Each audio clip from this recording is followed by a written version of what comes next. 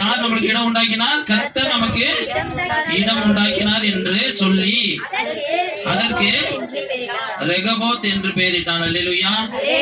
பாருங்க, கர்த்தர் அவனை ஆசீர்வதித்ததினால் 100 மடங்கு பலன் அடைந்தான்.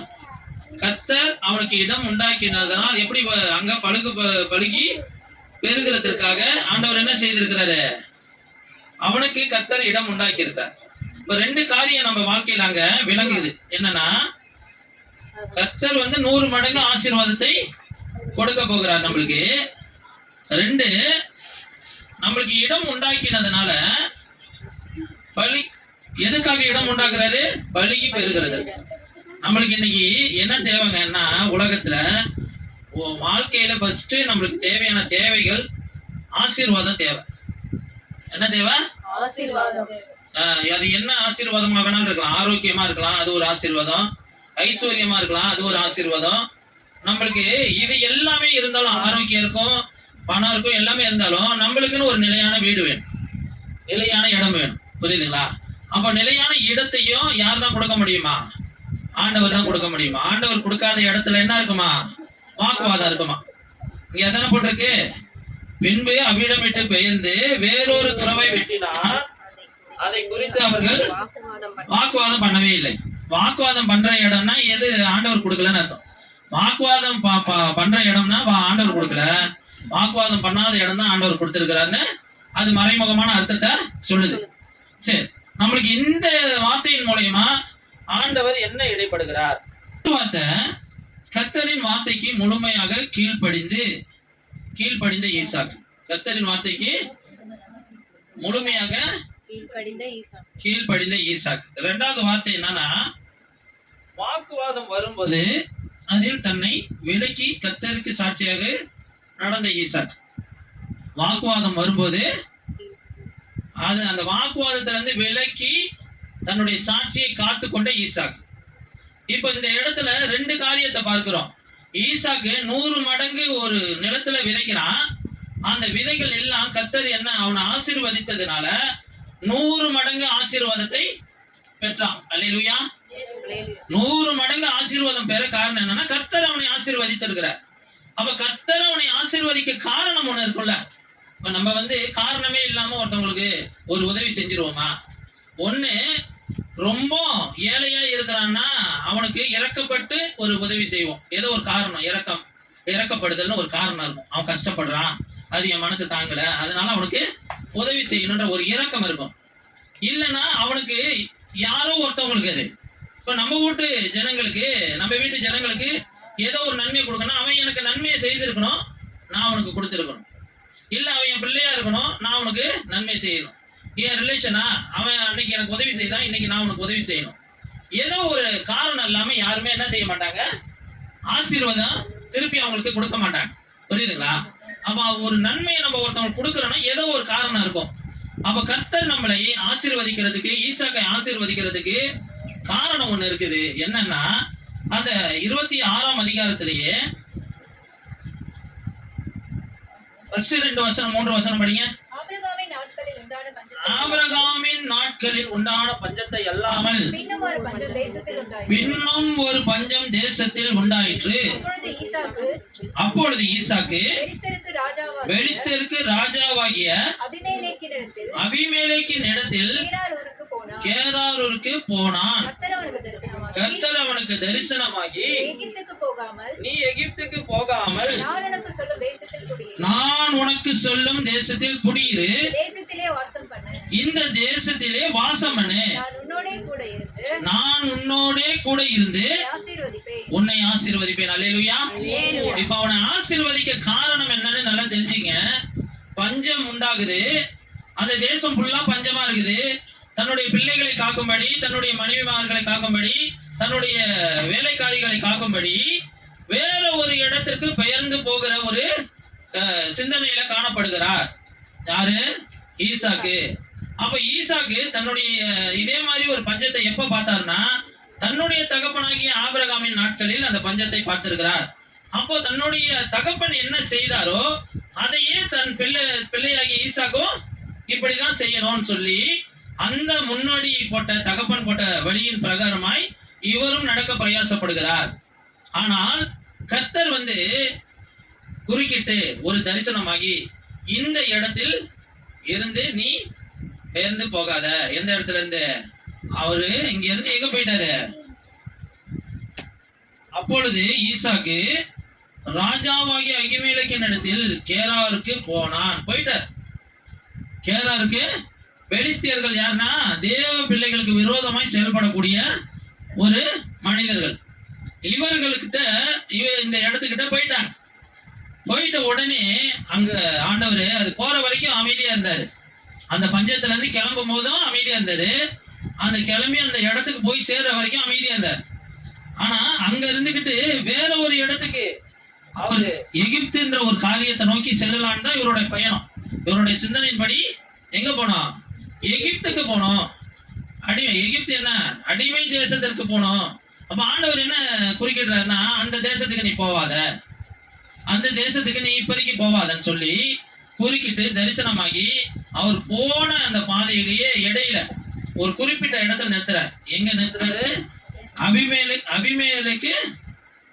அபிமெலேக்கின் இடத்தில் கேராருக்கு போனான். பெலிஸ்திய ராஜாவாகிய அபிமெலேக்கின் இடத்தில் கேராருக்கு போனான்றது. அப்போ ஒரு குறிப்பிட்ட தேசத்திற்கு போயிட்டார். அங்க போயிட்டு மட்டும் ஸ்டாப் பண்ண சொல்லிட்டார் ஆண்டவர். இவருடைய அடுத்த கட்ட இடத்துக்கு போக அனுமதிக்கல. எகிப்துக்கு போகாமல் நீ இங்கே இந்த தேசத்திலே இரு, நான் உன்னை ஆசீர்வதிப்பேன். அல்லேலூயா. அப்போ ஈசாக்கு உடனே அந்த வார்த்தைக்கு கீழ்ப்படுகிறார். அல்லேலூயா. அப்போ இந்த இடத்துல கீழ்ப்படிந்த உடனே 3ஆம் வசனம் போட்டிருக்கு, இந்த தேசத்திலே வாசம் பண்ணு, நான் உன்னோடே கூட இருந்து உன்னை ஆசீர்வதிப்பேன், நான் உனக்கும் உன் சந்ததிக்கும் இந்த தேசங்கள் யாவையும் தந்து உன் தகப்பனாகிய ஆபிரகாமுக்கு நான் என்ற ஆணையை நிறைவேற்றுவேன். அல்லேலூயா. அப்போ ஆண்டவர் எப்படிப்பட்டவரா இருக்கிறான்னா, தகப்பன்ட்ட ஒரு வார்த்தையை கொடுத்துட்டாரு, ஆசீர்வாதத்தை கொடுத்துட்டாருன்னா தன் பிள்ளைகளுக்கு அதை நிறைவேற்றுகிற தேவனாய் இருக்கிறார். அல்லேலூயா. தன் பிள்ளைகளுடைய பிள்ளைகளுக்கு தகப்பன் என்ன வச்சுட்டு போறானா? ஆசீர்வாதத்தை வச்சுட்டு போறான்றது. இன்னைக்கு நம்மளுடைய வாழ்க்கையில என்ன இருக்குதுன்னா, நிறைய பேர் சொத்து சேர்க்கணும்னு பயங்கரமா அதே நோக்கி பயணிச்சுக்கிட்டு இருக்கிறாங்க. சொத்து நிலையானது அல்ல. இன்னைக்கு நான் எல்லாத்தையும் சேர்த்து வச்சுட்டு மறித்து போனேன்னா, என் பிள்ளைங்க ஞானமுள்ள பிள்ளைகளா இருந்தால் அதை பயன்படுத்தும். ஞானமற்ற பிள்ளைகளா இருந்தால் ஊதாரித்தனமாய் அதை செலவழித்து போட்டுட்டு நடுவீதிக்கு வந்துடும். அப்போ பாவத்தினால் வருகிற சொத்து, நீதியினால் வருகிற சொத்துன்னு ஒண்ணு இருக்கு.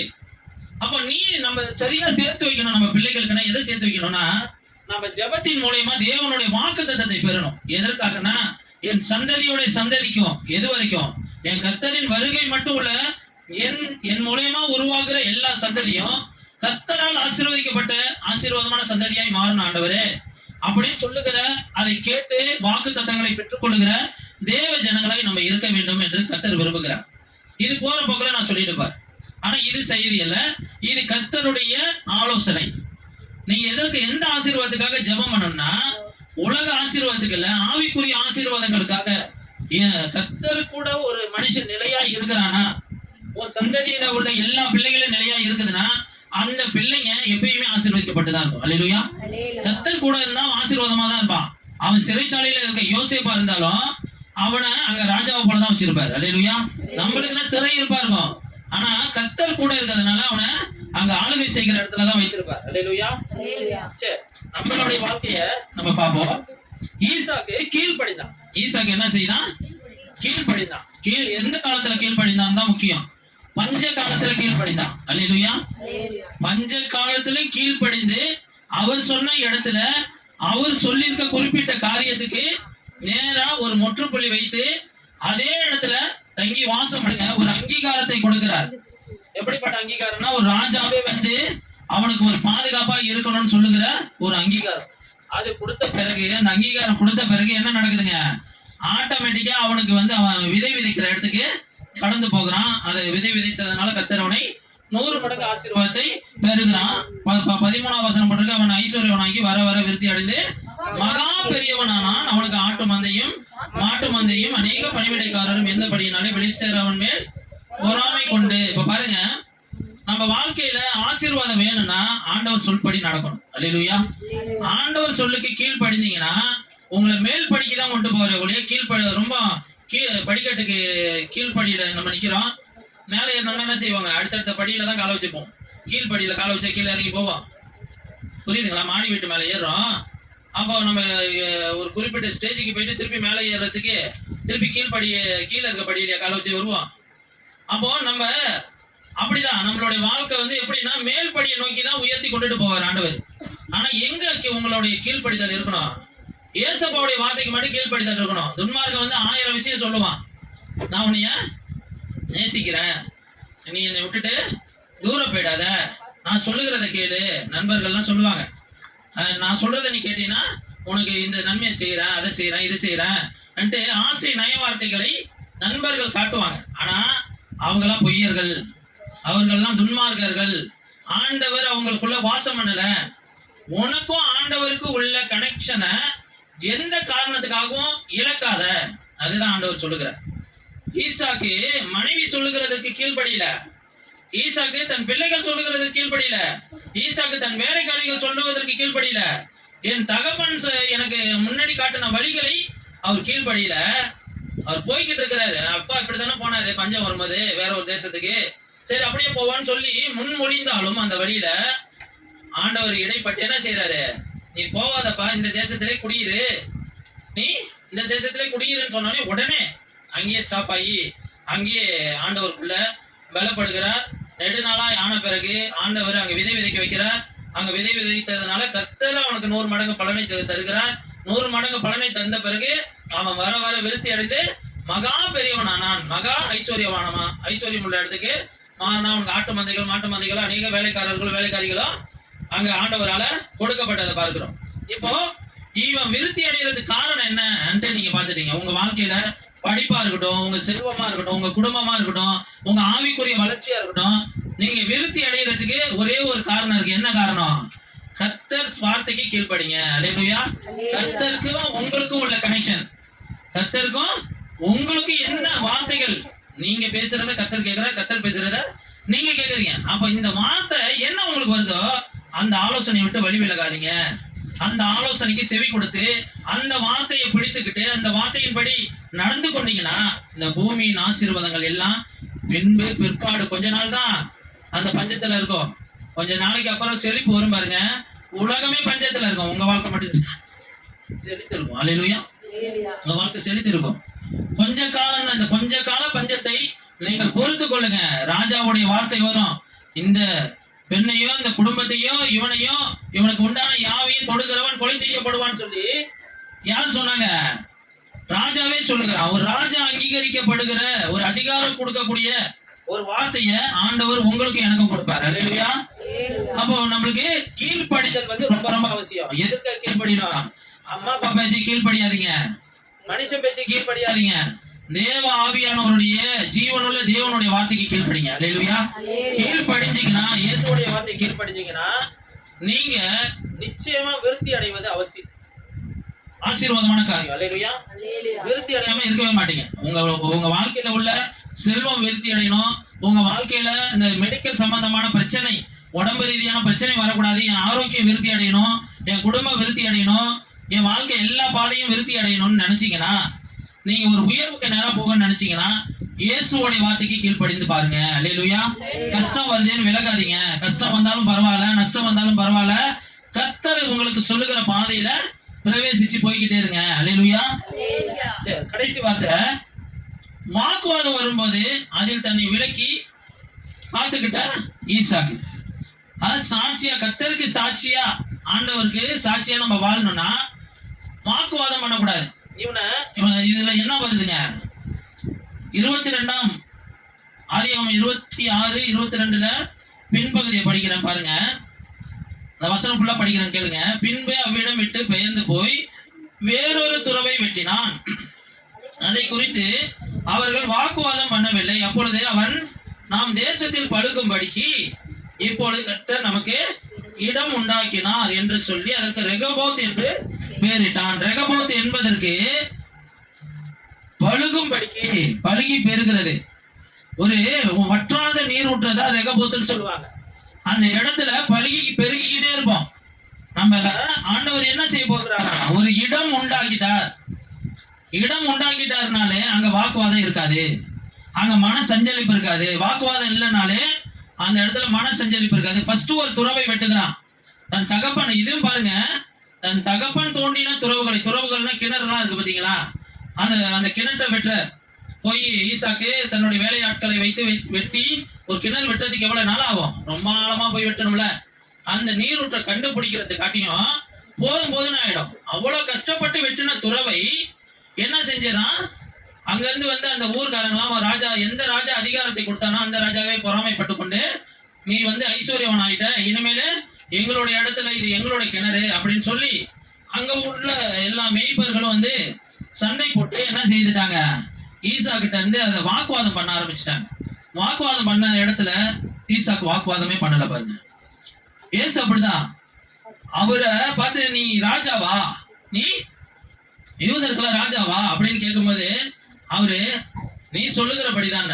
அதுக்காக ஈசா கிட்ட வந்து நீ தான் வெட்டினியா, இது என் தகப்பன் வெட்டினதே நான் வெட்டினேன், நான் தான் வெட்டினேன் அப்படின்னு அவரு உண்மையை தான் சொல்றாரு. ஆனா வாக்குவாதம் பண்றாங்க, இது எங்களுதுன்னு சொல்லி. ஆனா உண்மை ஈசாக்கு பக்கம் இருந்தாலும் என்ன செய்யல, ஈசாக்கு வாக்குவாதம் பண்ணல. உண்மை உங்க பக்கம் தான் இருக்கும்.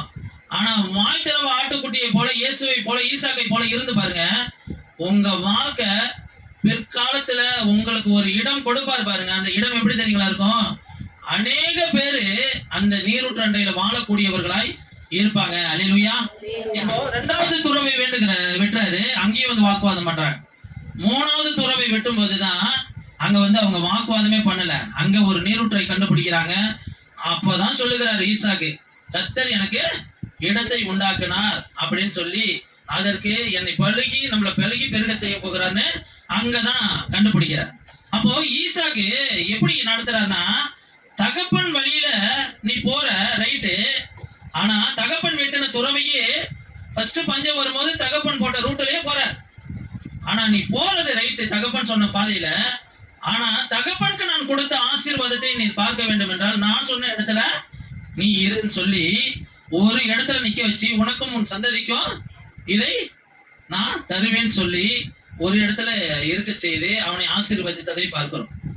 அவனை 100 மடங்கு ஆசீர்வாதத்துக்கு நேரம் நடத்தினதை பார்க்கிறோம். திருப்பியும் இரண்டாவது காரியமா தகப்பன் தோண்டின துறவுகளை தோண்டவே அவர் போறார். திருப்பியும் தகப்பன் போட்ட ரூட்டவே வழியவே தேர்ந்தெடுத்து நீரூற்றண்டை கண்டுபிடிக்க போகிறார். என்ன செய்யறாரு, தகப்பன் போட்ட ரூட்லயே திருப்பியும் ஒரு சிந்தையை செலுத்தி போறார். ஆனா தகப்பன் போட்ட ரூட்ல போனாலும் ஆண்டவர் ஒரு காரியத்தை மெயினா கத்து கொடுத்துக்கிட்டே வர. தகப்பன் சொன்ன ரூட்ல போ ரைட்டு, ஆனா தகப்பன் உனக்காக வச்சிருக்கிற உன் தகப்பனுக்கு நான் கொடுக்கணும்னு சொன்ன ஆசீர்வாதம், அந்த வாக்குவாதம் முடிஞ்சு அடுத்ததா வரும். அந்த இடத்துலதான் உனக்கு வற்றாத நீரூற்ற ஜீவ தண்ணீரை வைத்திருக்கிறேன், நீ போடா அப்படின்னு சொல்லி ஈசாக்க அனுப்பி விடுகிறதை பார்க்கிறோம். ஃபர்ஸ்ட் 2 துறவு தோண்டும் போதே வாக்குவாதம், மூணாவது துறவு தோண்டும் போது அது எவ்வளவு பெரிய காரியம். எனக்கு இடம், நம்ம பழகி பெருக படிக்க இடம் கர்த்தர் யார் உண்டாக்குனாருன்னு சொல்றாரு, கர்த்தர் உண்டாக்குனாருன்னு சொல்றாரு. ஏன்னா யாருமே வாக்குவாதம் பண்ணலாங்க. அப்போ கர்த்தர் உங்களை நடத்துற பாதையில யாரும் வாக்குவாதம் பண்ண மாட்டாங்க. நல்லா புரிந்து கொள்ளுங்க. கர்த்தர் உங்களை ஒரு பாதையில பிரவேசிக்க செய்து நடக்கிறாருன்னா அந்த இதுல வாக்குவாதம் உண்டாக்க மாட்டாங்க. நீங்க நடந்து போற பாதையில உங்களுக்கு மன சஞ்சலிப்பை உண்டாக்குகிற காரியத்தை மனிதன் உண்டாக்குவான். அப்ப கர்த்தருடைய பாதையை மாத்திரம் நம்ம சரியா பிடிச்சிக்கணும். இங்க வருது அதுதான் கர்த்தருடைய பாதை. என்னன்னா, நீங்க நல்ல பாதையில நடக்கிறதை எப்படி புரிந்து கொள்ளலாம்னா சமாதானமாவே இருக்கும். அல்லேலூயா. கர்த்தர் வந்து இந்த பூமியில எதை தந்துட்டு போனாருன்னா, சீசர்களுக்காக இருக்கட்டும், கூட இருந்த எல்லாரும் பார்த்த எல்லா நபர்களுக்காகவும் இருக்கட்டும், நம்மளுக்காக இருக்கட்டும், எல்லாத்துக்குமே தந்துட்டு போனது ஒன்னே ஒண்ணுதான். இந்த உலகம் கொடுக்கிற பிரகாரமான சமாதானத்தை அல்ல, என்னுடைய சமாதானத்தை வைத்து போகிறேன்னு சொல்லி இயேசுவானவர் பரம ஏறி போறதை நம்ம வேதத்துல காண முடிகிறது. அப்ப நீங்களும் நானும் அந்த இயேசுடைய வார்த்தை என்னன்னா சமாதானம் தான். நம்ம வாழ்க்கையில இன்னைக்கு சமாதானத்தின் பாதையில நம்ம பிரவேசிக்கணும் அப்படின்னா நீங்க வாக்குவாதம் பண்ற இடத்துல இருக்கக்கூடாது. வாக்குவாதம் உங்கள்கிட்ட பண்றாங்கன்னா அந்த காரியத்தை விட்டு விலகி போங்க. நம்மளுடைய நியாயத்துக்காக நீங்க போராடாதீங்க. உங்க பக்கம் தான் நியாயம் இருக்கு. அதை வந்து மனுஷன் ஏமாத்தலாம், மாத்தலாம். அந்த துறவை ஆபிரகாம் தான் வெட்டினார். அதற்கப்புறம் வந்து ஈசாக்கு தான் வெட்டினார். அவன் பக்கம் தான் நியாயம் இருக்குது. ஆனா மனுஷன் நம்மளை ஏமாத்தலாம், மனுஷன் நம்மளை ஏமாத்தி பெடுக்கலாம் அந்த காரியத்தை. ஆனா கர்த்தர் ஏமாத்த மாட்டார். கர்த்தர் எல்லாத்தையும் வேடிக்கை பார்த்துட்டு இருக்காரா? மற்றவர்கள் எல்லாம் பார்த்துட்டு அந்த சாமிக்கு கண்ணு இல்லையா அப்படின்லாம் சொல்லி வயிறு எறிவாங்க. தயவு செய்து கர்த்தருடைய வழியை புரிந்து கொள்ளுங்க.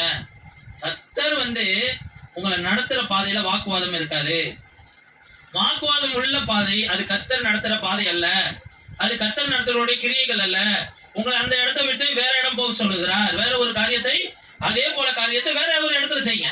இது வரைக்கும் செஞ்சீங்க, துறவு வெட்டுனீங்க, கஷ்டப்பட்டு துறவு வெட்டுனீங்க. அந்த துறவை போய் வேற ஒரு இடத்துல வெட்டுங்க. புரியுதுங்களா?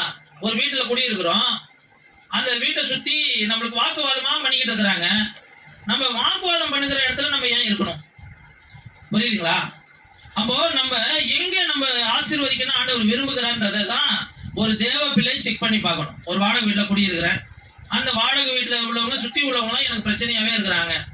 நான் அந்த பிரச்சனையின் மத்தியில நான் எதுக்கு அங்க உட்காந்துருக்கணும்? வேற ஒரு வாடகை வீடை பார்த்து போயிடணும். நான் இந்த பூமியில சொந்த வீடு வைத்திருந்தாலும் வாடகை வீட்டுல இருந்தாலும் வீடு வீடு தான். புரியுதுங்களா? எல்லாருமே ஒரு நாள் மரித்து போனோம்னா எந்த வீட்டையும் எடுத்துட்டு போக போறதில்லை, எந்த செங்கலையும் எடுத்துட்டு போக போறதில்லை, எந்த மேன்மையும் எடுத்துட்டு போக போறதில்லை. எப்படி நிர்வாணமா வந்தோமா அது போலவே நிர்வாணியா தான் நான் இந்த பூமியை விட்டு கடந்து போவேன்னு சொல்லி யோபுவை போல ஒரு உண்மையை மட்டும் பற்றி கொண்டவர்களாய் காணப்படும். இன்னைக்கு பாருங்க, இந்த யோவான் 3 எடுங்களேன். யோவான் 2ஆம் அதிகாரம் நான் படிக்கிறேன், கேளுங்க. நீங்க எடுக்க வேணாம். 2ஆம் அதிகாரம் 24, 25 படிக்கிறேன் பாருங்க. அப்படி இருந்தும் இயேசு எல்லாரையும் அறிந்திருந்தபடியால் அவர்களை நம்பி இணங்கவில்லை. மனுஷருக்குள்ள இருப்பதை மனுஷர் அனுப்ப படிங்க. மனுஷருக்குள்ள இருப்பதை அவர் அறிந்திருந்தபடியால் படிங்க. மனுஷருக்குள்ள இருப்பதை அவர் அறிந்திருந்தபடியால் மனுஷரை குறித்து ஒருவருக்கும் அவருக்கு சாட்சி கொடுக்க வேண்டியதா இருக்கவில்லை. மனுஷருக்குள்ள இருப்பதை அவரு எல்லா மனுஷருக்குள்ள இருக்கிற காரியத்தையும் அறிந்து வைத்திருக்கிறார். நல்லா நீங்க வாக்குவாதம் பண்ணக்கூடியவர்களா ஆண்டவர் அறியாத காலத்துல இருந்திருப்பீங்க. நம்மளா இருந்திருப்போம், சண்டை போடுகிறவர்களா இருந்திருப்போம். நம்மள சரியா அறிஞ்சிருக்கிற ஒரு இடத்துல ஆண்டவராகிய இயேசு கிறிஸ்து காணப்படுகிறார். அப்போ நம்மள வாக்குவாதம் பண்ணுகிற இடத்துல நம்மள நடத்துவாரான்னு கேட்டா நடத்துவார். ஏன் நடத்துறாருன்னா நீங்க வாக்குவாதம் பண்ணாத ஆள்களாய் நீங்க மாறணும். இந்த ஈசாக்கு அப்படி இல்லை பாருங்க. சிறு வயதுல இருந்தே வாய் தரவ ஆட்டுக்குட்டியை போல இருக்கிற ஒரு மனுஷன் அப்பா போய் தன்னை அந்த பலிபடத்துல படுக்க வைக்கிறாரு. கை கால்லாம் கட்டுறாரு. அப்பா விறகு இருக்குது, பலி செலுத்த விறகுலாம் இருக்குது, பலி ஆடி எங்கப்பான்னு கேட்கிறாரு. அப்போ அதை ஆண்டவர் பார்த்துக் கொள்வார்ப்பான்னு சொல்லி, கர்த்தர் பார்த்துக் கொள்வார்ப்பான்னு சொல்லி அவங்க தகப்பன் கொண்டுட்டு போறாரு. அவனை பலியிட தான் கொண்டு போறாரு. அப்ப கை காலை கட்டி போடும் போது கூட தன் தகப்பன் வார்த்தையே ஐயோ என்னை வெட்ட போறீங்களாப்பான்னு கதறல, வாய் திறவ ஆட்டுக்குட்டியா படிச்சு கிடந்தார் ஈசாக்கு. அப்போ தன்னுடைய கீழ்ப்படிதலை அங்கேயும் காண்பித்தார். தன்னுடைய வாழ்க்கையை தகப்பன் இருக்கிற வரைக்கும், தகப்பனோடு இருக்கிற வரைக்கும் தகப்பனுக்கு கீழ்ப்படிந்து நடந்தார். ஆனா தகப்பன் இருக்கிறாரோ இல்லையோ, அடுத்தது இவர் தனியா ஆண்டவரோடு நடக்கும்போது கர்த்தருக்கு கீழ்ப்படிந்தவராகவே காணப்பட்டார். இது என் தகப்பனுடைய சொத்தாச்சு, இது என் தாயுடைய சொத்தாச்சு அப்படின்னு சொல்லி வாக்குவாதம் பண்ணல பாருங்க. ஒரு மேய்ப்பெல்லாம் வந்து சண்டை போறாங்க. ஆனா கஷ்டப்பட்டு ஒரு துறவை தோன்றதுக்கு எவ்வளவு கஷ்டப்படணும். அது கிட்டத்தட்ட ஒரு 50 அடி வருதோ 100 அடி வருதோ அவ்வளோ கஷ்டப்பட்டுதான் ஒரு கிணறை கண்டுபிடிச்சிருக்கணும். ஃபர்ஸ்ட் வாட்டி அந்த நீரூற்று அண்டையை கண்டுபிடிக்கிறாங்க. சில கிணறுலாம் அது தண்ணி கிடைக்கிறதே கஷ்டம். ஏன்னா நீரூற்று எங்க கிடைக்குதுன்னே தெரியாது. அப்படியே சில பாருங்க போர் அடிப்பாங்க, அந்த இடத்துல எவ்வளவு போர் போட்டாலும் தண்ணி வரலன்னு சொல்லி வேற ஒரு இடத்துல போய் போர் போடுவாங்க. பாத்துருக்கீங்களா? அது மாதிரி 100 அடி பைப்பை வேஸ்டா இறக்கிடுவாங்க. அங்க தண்ணி வரலன்னு சொல்லி திருப்பி ஒரு 100 அடிக்கு பைப் வாங்கி தந்து வேற ஒரு இடத்துல இறக்குவாங்க. அந்த பைப் எடுக்கவே மாட்டாங்க. அப்போ ஒரு துறவை தோன்றதுக்கு எவ்வளவு கஷ்டப்பட்டிருப்பாரு ஈசாக்கு. அந்த வேதனையோடு நிற்கிற மனுஷன்கிட்ட போய் வாக்குவாதம் பண்ணி அவருடைய நியாயத்தை புடுங்கி எடுத்துட்டு போறாங்க. அவங்க அப்பாவுடைய சொத்தை எடுத்துட்டு போறாங்கன்னா அவர் எவ்வளவு வேதனைப்பட்டிருக்கணும். ஆனா அவ்வளவு வேதனையோட வாக்குவாதம் பண்ணவே இல்லை பாருங்க ஈசாக்கு. அல்லேலூயா.